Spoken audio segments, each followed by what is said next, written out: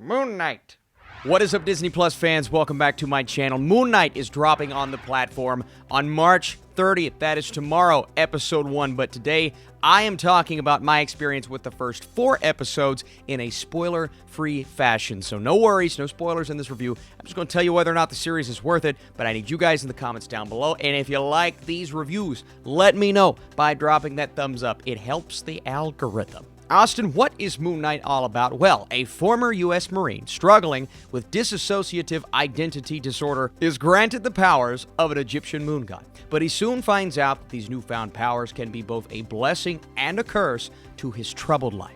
Starring Ethan Hawke, May Calamawy, Oscar Isaac, and some very talented directors throughout all of these episodes. Now, this series is rated TV-14. Some very intense, frightening, and intense scenes, a little bit of alcohol and or substances, profanity absolutely, and some violence, and a little bit of gore. Actually, more than we've seen in any of the other Disney Plus shows thus far. Now, I'm not going to say it's the most action-packed show of the bunch through the first 4 episodes, and that may throw some people off because I know they're expecting action with this one. For me, what makes this one, pushing that limit of TV-14 is the imagery. Now, there's some incredible, very artistic and almost iconic-looking shots in this show that I'll hit on.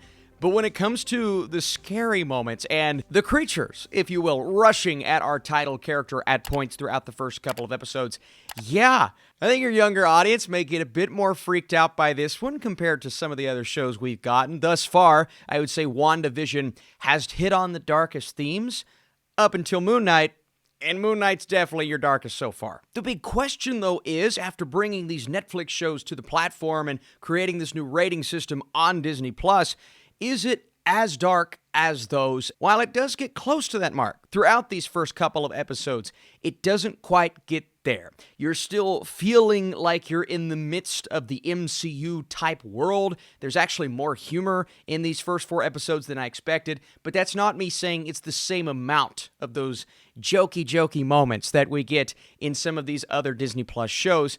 And this is because it feels so entirely separated from everything else we've really seen in the MCU thus far. Not only is there not a lot of connective tissue there in its entirety, but the entire series revolves around someone who feels so isolated, not only from the outside world, but from himself. Austin, what are you talking about? Well, I mentioned it in the summary. Dissociative identity disorder, DID, someone who is not entirely aware that he sees the world through so many different lenses. I can't say how many at this moment, but the wide range of emotions that Oscar Isaac has to deliver in this series makes him one of the more compelling characters, one of the more compelling actors playing a character that we've ever seen, who is slowly starting to experience all of these very strange things happening to him, but he doesn't understand why. He also doesn't comprehend the fact that an Egyptian moon god is attempting to use his body. Now, the comic book origin of Moon Knight is very special. We just had a very comprehensive podcast covering his comic origins, so everything's kind of fresh on the brain, and it was fresh on the brain watching these 4 episodes. Marc Spector, who we sort of meet at the beginning of episode 1. Don't want to get too much into it, but it's complicated. He is, quote-unquote, appointed as Khonshu's fist and or high priest. And that is basically Marvel's way of saying it's going to turn him into a superhero. He enacts justice to protect those who travel at night. That is his goal, that is his mission, and within doing that, whoever Marc believes he is at the time is the only identity that gets to experience these outings as Moon Knight. And every time one alter ego, if you will, goes away, he will come back in a completely new environment, a completely different situation, and oftentimes he's gotten himself into some trouble, but this version of him doesn't really know why or where or how or who. And so you may be watching the first episode and it comes across as a tiny bit confusing at first, but once you start to understand who this character is, going through something like DID, experiencing all of this for himself for the first time and slowly starting to put the puzzle pieces together, that's something that he goes through and the audience goes through with him. It creates for a fascinating first episode and one that culminates in a way that is oh so satisfying. Then we pick up with episode 2, and we're starting to learn more about this moon god of Khonshu and kind of the sole purpose of Marc Spector's mission, the specific mission that has to do with an item, but really his calling in the first place. Why was he chosen to be this character of Moon Knight? And that's what we're trying to figure out through the first couple of episodes, but we're also introduced very early on to Ethan Hawke's character of Arthur. And as the show progresses, we learn more about his mentality and why he is setting out to make the changes or doing what he believes is right, fulfilling what he set out to do for oh so long. But there's also a connection there with Marc Spector that begins to get explored in episodes 3 and 4. So the story really opens up after that first episode, but I just love a great origin episode, something that really throws you into this world and introduces you to these characters, what their goals are throughout the show. The character of Layla eventually comes in once you learn who she is. Characters are trying to figure out why they haven't heard from Marc Spector in oh so long, so the plot gets extremely interesting, and I think more interesting as it goes. F. Murray Abraham voicing the god of Khonshu, who is so intimidating the first time that we see him, but I just really love the imagery there. And that's where I come back to the bright spot of the show so far. It is that not only the imagery, but the style as a whole. I love the way that they went about it, and it's just so creative and different from anything that's come before in this MCU Disney Plus series of series.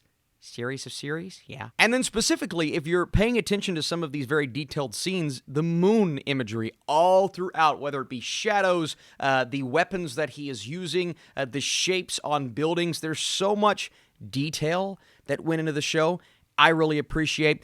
We also have the action, and when we get full-on Moon Knight action, it is super entertaining, but I'm not going to sit back and say it's the best action, maybe even in an MCU Disney Plus show we've seen so far. Granted, only 4 episodes. It's bloody. It's way more bloody than expected, but the choreography is not the best choreography I've ever seen. I'm still waiting for that really great action-packed scene.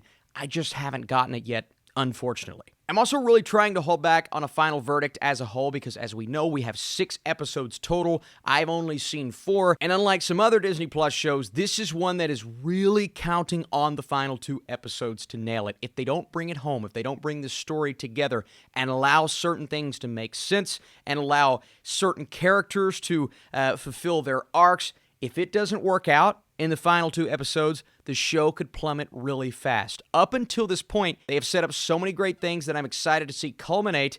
They just have to bring it home. So again, this series feels different than any MCU show so far. A character that is distinct, I mean drastically distinct compared to the other MCU heroes or even like anti-hero types of characters. And then a story that is unlike any of its kind, and one that I thought was so stylistically put together in the best way. That's what's allowing it to work for me. I'm just very curious to see where certain story points go. It's all hinging on that. Like I said, if you like this channel, be sure to drop that thumbs up down below. I appreciate it, and leave your comments. Are you looking forward to Moon Knight? Are you a fan of the character? By the way, Oscar Isaac, holy crap, this is one of my favorite performances from any MCU project. He embodies this character on a ridiculous level. I can't stop thinking about how this show brings us a story unlike any other in the MCU. Its faithfulness to the madness of its comic origin is spot on, but the storytelling brings it to life in a completely unexpected way. Also, the use of that imagery is fire as of now. And I want to make sure you know that. Episodes 1 through 4, I want to go an 82%. But that could go up or down according on what happens in the final 2 episodes. Regardless, man, you're asking for a different kind of show. This is drastically different, and I can't wait to see where it goes. Great cast. Oscar Isaac, Ethan Hawke are both spectacular. Spector. It's a pun because his name is Marc Spector. All right, guys. Thank you so much for watching. I'm going to go waste some more toilet paper.